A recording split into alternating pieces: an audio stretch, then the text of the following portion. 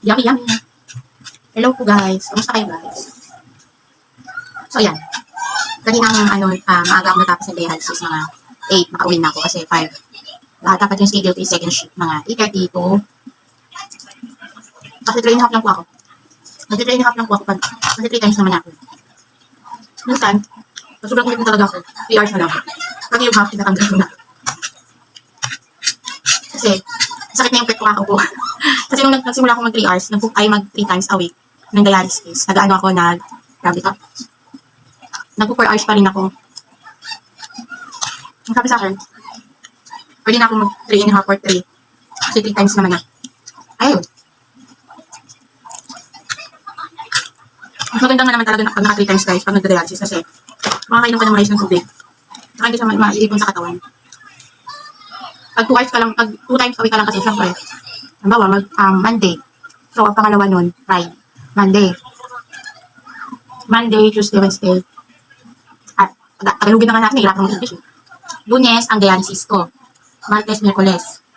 Webes ulit. So, dalawang araw na yun, syempre, marami, pag hindi ka marunong mag-control ng tubig, talagang makaparami yung tubig mo. Saka mahirap pag marami ka ng tubig sa katawan. Kaya ko ng Webes, nagtalang ka. Biyernes, Sabado, Linggo. Oh. After 2 days, lalo na pag 3 days. Oh. Tapos nagkataon na tag-init. Ay nako. Naranasan ko yan guys, na paparami ako ng tubig. Lalo pag tag-araw, hindi lang mag-control ng tubig kasi mainit. Nakakaungkaw, nakakatulog. Ang ulam ko ay giniling na may palatas at carrots. Sabi ko sa inyo kung ano yung ulam dito sa bahay, yung kinakain ko. Pero nung 2 times a week ako, hindi lahat kinakain ko. Nag-i-egg na lang ako doon, or saging. Yung ulam ko. Kasi mahirap pag 2 times a week ka lang talaga mag-control ka. Tapos nung nagpa 3 times na ako, makakain mo yung gusto mo. Makakainom ka ng tubig ng maayos. Kasi every other day ka lang.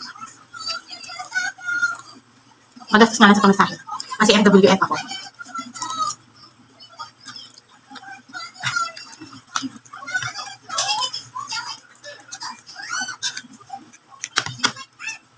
Private kasi yung naka-private kaya, nasa private hospital yung dialysis center na pinagda-dialysan ko. So ngayon, simula nung nag-start yung aking dialysis, may dialysis dito sa Santa Rosa, sa may community hospital. Na libre yon. Nung hindi pa dinagdagan ng PhilHealth yung binibigay sa mga nagda-dialysis. May bayad pa nun, yung nagka-cash out pa ganun. Tapos, alam mo, tumawag nito lang, last month lang, noong May, tumawag. So, natutuwa ako kasi syempre tagal kong inantay yun, tapos malapit lang siya dito sa amin, parang isang tricycle lang papunta doon, okay na. Medyo mura na yung pamasahe, kahit e-bike na lang ang ihatid, okay na kasi kasi di ba bawal ang e-bike na sa highway. So, yun yung, sana bala ko, pag nalipat na ako ng community, bibili ako ng e-bike, di ba, para mas tipid. Tapos, nung July, di ba July ba? Nag-start yung free na yung dialysis. O, tumawag sila, yung July, August, September, October, November. Ay, kaya ba? Basta lang tumawag sila ni Tower ng last month lang ata ako tumawag yung dialysis ng community. Kasi di ba na-confine din ako sa community, tapos dahil nagkatubig yung baga ko at na-dialysis ako. Habang naka-confine ako sa community, din na-dialysis ako doon. So yung ibang nurse doon, nakilala ko na, nakasama ko na sila ng nakailang salang din ako doon kasi doon ako nagsimulang ng 3 times ulit tuwa nang nagkaroon ng tubig yung baga ko. So, tinry mo ng subukan kung madadala siya sa dialysis kasi nga marami daw. Siguro, ang nakikita ng doktor doon na laman ng baga ko is parang 2 dextrose yung nilalagay sa ating swero. Sabi ko, handaan naman, ang dami. Nasa 1 liter yun, di ba, ang isang dextrose. Ang alam ko. Pagkakaalam ko lang hindi ako sure. Tapos, nagkwento ko sa inyo habang kumakain ko. Ito, akalak plastic. Balat pala ng bawang.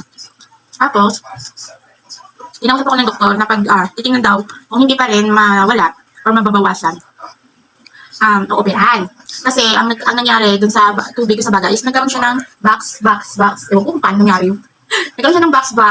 Parang yung tubig is hati-hati. Hindi siya yung nasa isang lagayan, gano'n.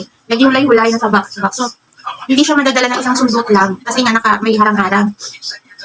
Kaya sabi ng doktor, pag hindi naging okay, lilipat kayo ng malaking hospital kasi wala kaming gamit na pang-opera sa ganun. So, maghahanap kayo ng malaking hospital. So, naisip ko, babalik na naman ako ng NTTI. Galing ako ng NTTI, di ba pinalabas ako, hindi pa ako okay, kaya nakunfine ako ulit ng community. Buti na lang, nadala sa dialysis. Ang ginagawa, pagkagaling ko ng dialysis, ang tagal ko dialysis, maghapon ako doon. Ayun, bakit? 4 hours ng dialysis, 3 times a week. Tapos, after ng dialysis, di ba okay na, nalinis na yan. Hindi pa yan tatakpan sa baba. Yung bakit? May antibiotic pang dalawa. Minsan dalawa, minsan isa lang. Pero madalas dalawa. Yung antibiotic na dito dinadaan. Dito sa IG. So, ang isang antibiotic, nasa 2 oras, kalahati, ganun. Ang tagal ko. Kaya, tuwing maaga ako dapat dinadialysis. Maabot ako ng anong oras doon. Alas 8 pa lang susunduin ako doon. Ang balik ko sa kwarto ko mga alas 3 na alas 4. Ganun, minsan alas 5. Pinakahuli na akong lumalabas. Dapat balik ko sa kwarto, gutom na ako. Kahit na may dinadala ako ni mama ng pagkain doon. Tapos hindi pwede na tinapay lang biskuit kakainin ko. Kasi nga ang tagal ko doon sa tiyan. Maghapon. Alam mo, nangalay. Tapos, diba, hindi pa ako masyadong nakakagalaw ng ayos nun kasi nga nahulog ako sa hagdan. May ako sa likod. Tapos yung tuhod ko. Grabe, nangiinit na yung ko, yung pet ko, yung likod ko, yung gusto ko nang tumayo. Hindi naman makatayo kasi nga may injury. Pero nung habang nandun ako sa dialysis, nawala bigla yung sakit ng ng tuhod ko. So yung alam niyo yung Neosporin, yung mga gumagamit ng Neosporin, guys. So, 'di ba for nutrition, tama ba? Yun yung pagkarinig ko eh. Araw-araw ako may ganon. Magkano isa na nasa 700 mahigit kasi may discount ng PWD, malaki yung discount niya. Araw-araw ako may ganun, guys. So, ilang linggo ako doon. Laki ng gastos namin doon kasi kami bumibili ng mga gamot na kami ang bumibili. Halos lahat. Tapos yung ibang laboratory na katulad ng blood culture, wala silang blood culture, wala silang, sa ibang hospital pa yun namin pinagawa. Tapos yung ECG ba yun? Hindi. Yung sa puso, anong tawag doon?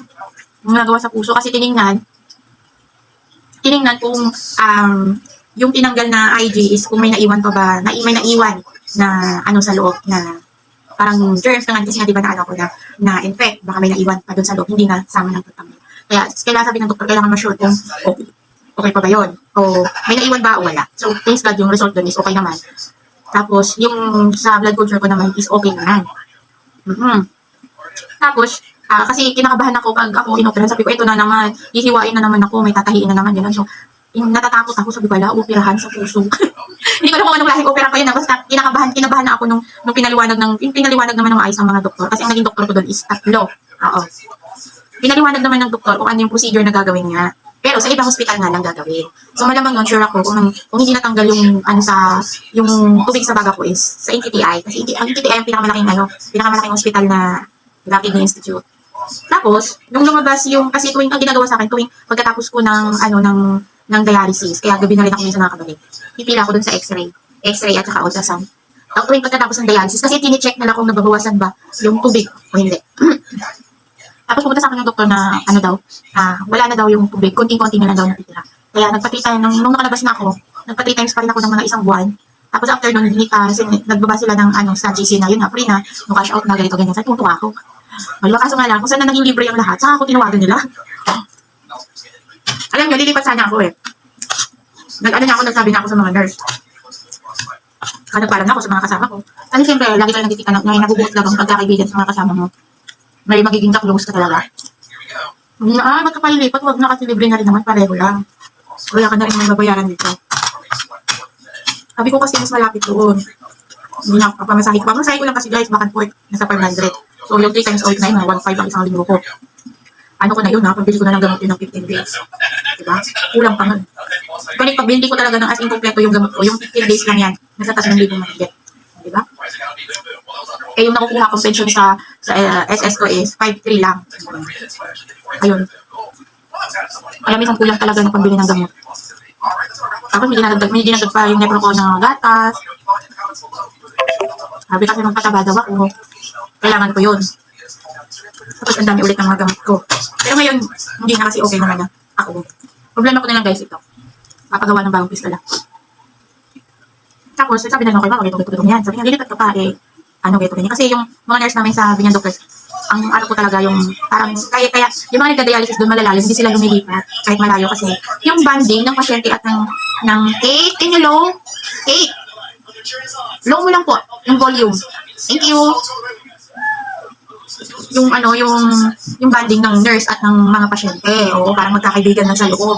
Pag makita niyo yun doon, kasi hindi, na bagong palit kasi ng may-ari, tapos bagong gawa. Ngayon, yung ano natin, yung dialysis center. So ngayon, nagpaalam ako noon na i-video ko, sabi niya, wag muna kasi baka pagalitan tayo.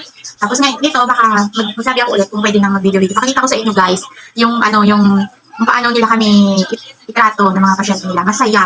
Pero matapos yung 3.5 or 4 hours na yan, walang mga nalikod itawanan, halakhak, yung mga nurse, ganun, basta ang saya ng ano nila, ng samahan. So, tapos yung head nurse kasi namin, nag-resign yung kasi nanganak. Tapos after 2 years ba? Or 1? Magdalawang taon din ata. 2 taon ba? Bumalik siya, kaya yung saya na naman ulit. Oo. Tapos, pati yung mga pasyente, ganun, makikipagbiruan sa kanila. Ganun din sila nakikipagbiruan sa amin. Kaya hindi malungkot doon. Kasi puro tawanan maririnig sa loob. Kaya yung pasyente ayaw niya, ganun ba yun? Lalo niya may mga edad na. Kaya nila tahimik, gusto kaya matulog kasi ganun. Lalo na kami matatagal na doon, ako 5 years. Magpa 5 na ako sa October. Kaya kilala na nila ako. Doon ako nagsimula eh. Kaya, ayan. Guys, please, help me po para ma-monetize na rin po ako kasi alam niyo ba guys kung bakit ko pinagtatsagaan yung pag-vlog kahit na hindi naman siya ganun kadaling makakuha ng subscribers at viewers kasi hindi naman ako ganun kagaling gumawa. Talagang pinush ko yung sarili ko na gumawa ng late na vlog. Kasi syempre ako nanood din ako ng mga vlog ng iba. Ang ano ko yan guys, ang purpose ko is ayaw mo kumat. Ang purpose ko bakit? Pinagtatsagaan ko pa rin. Kasi alam ko balang araw, makukuha ko rin yung monetization ko. Kasi bala ko, yun yung iipunin ko para makapagpa-transplant. Kasi alam naman natin, ang transplant mahal talaga as M. Pinakababa, 1M. Yeah? Ano, kuha ng 1M. E, piso nga ngayon, wala akong piso eh. Laging sinukuwalit ko eh. Tapos, okay, wala nang trabaho si daddy. Kasi nung pandemic, nawala nagsara yung company nila, hanggang ngayon, hindi ko sila pinapabalik. Nag-extra-extra lang si daddy sa mga construction, ganun. Extra-extra siya pag mayroon. Tapos si mama, nag-stop na rin nagtrabaho kasi nung nawalan si daddy ng trabaho, nagpumasok si mama ng katulong. So, nangatulong si mama. Tapos, minsan umuwi, minsan di siya pinapayagan. Tapos, yung bago ako mag-confine, may pinasukan si mama na malapit na dito sa amin. Tapos, nakaka-uwi siya tuwing Sabado at Linggo, nandito sa bahay. Ngayon, nung na-confine ako, simula na na-confine ako, hindi na siya bumalik kasi sabi niya, hindi na akong papasok kasi kung anong mangyari, walang mag-aasikaso sa'yo. Walang sa inyo maiiwan. Tapos pag nag-extra si daddy kasi minsan hindi na uwi. Isang linggo, bago siya umuwi. Kaya kami lang dito. Alam niyo naman guys ang sitwasyon natin mga dinadialysis. Sa umaga, okay. Sa tanghali, okay. Pagdating ng gabi minsan, hindi na okay. Kinabukasan, sa hospital ka na. O, diba? Natulog ka na, pagising mo sa hospital ka na. Diba? Hindi natin, kahit na katawan natin to, hindi natin hawak yung mangyayari sa sakit natin, diba? Kung anong meron sa natin, mga doktor lang nakakapagsabi, no? Diba? Kaya nung naranasan ko nitong huli, grabe guys, yun yung pinaka mahirap na pinagdaanan ko na talagang nung time na talagang mawawalan na ako talaga ng hininga, talagang humingi na ako ng tulong kay Lord. Lagi naman ako nanghingi ng tulong kay Lord, pero yun yung time na Lord, tulong. Kumanong talaga ako, Lord, tulungan mo naman ako kasi ayoko pa. Oo, tapos alam mo yung parang pikit na ako, pero may mga naririnig ako. Nung binulungan ako ni mama, nasabi niya, ikalma mo yung sarili mo, gusto mo ba tubuhan ka nila? Tapos umiiling ako. Sabi niya, ayaw mo, ikalma mo yung sarili mo. Kalma mo. Tapos, ang ginawa ko, kahit na sobrang hirap na talaga akong huminga, na parang inaano na talaga yung leg ko. Parang tinitiga na. Gawin niyo to guys, sobrang laking tulong. Huwag kayong magpapanik pag ganun nararamdaman niyo. Kasi pag nagpapanik kayo, lalo kayong matutugi agad. Hindi kasi, experience ko kasi nito lang eh. Nung nag-50-50 nga ako, na muntik na akong nilagyan ng tubo sa NCTI. Kasi, nangingitim na ako, tapos hindi talaga ako makahinga as in. Yung mga doktor na na din sa akin. Tapos, ikalma mo yung sarili mo, tapos mag-inhale, exhale, hanggang kaya mo mag-inhale, exhale, gawin mo yun. Sa sarili mo lang, kahit sa sarili mo lang, inhale, exhale mo. Tapos, nung nagawa ko na yun, yung nakatulog ako, tapos pagising ko, may nakalagay na dito sa mukha ko, malakas na oxygen. Tapos pagising ko, pinapatanggal ko kasi nga, tuyo ka, tingin sa kalubluban mo, tuyo na.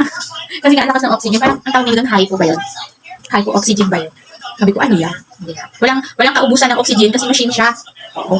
Tapos pagising ko wala nang takip. Kasi di ba sa NTTI, ano yan, kurtina yung mga nakaharang sa bed, parang kwarto-kwarto, pero kurtina lang na nakaikot na gano'n. Pagising ko wala nang gano'n. Tinanggal nila kasi na siya, panirapan na huminga. Pinaluwag nila yung pwesto namin, pagising ko. Pagising ko, tinagdok sa taas. Kung ano-ano yung ginaganon-ganon ko, tapos inaabot ni mama at kanilati yung kamay ko. So talaga akalain ng magigising pa ng time. So, kaya, yun yung kaya ko sa inyo. Pero yung panic kapag nararamdaman nyo yung parang mawawala na yung hininga nyo. Kaya syempre, mag-pray kayo. Importante yung pray as in. Tuwing tutulog ako, pag nasa hospital ako, talagang bago mawala ng yung mapatulog na ako, talagang pray ako ng pray. Kasi nga, hindi mo masasabi yung yung oras mo. Pag oras mo na talaga, wala ka nang gagawin. So, ang haba na ng ating kwentuhan guys. So, ganito lang po. Yan. Please support po please support po ng aking YouTube channel po. Please help me po na matapos ko yung aking watch hour po. Thank you very much po sa mga nagsusubaybay ng aking mga video. Yan. Thank you so much po mga ate, mga mami, mga kuya, mga daddy. Thank you so much po. Bye-bye po.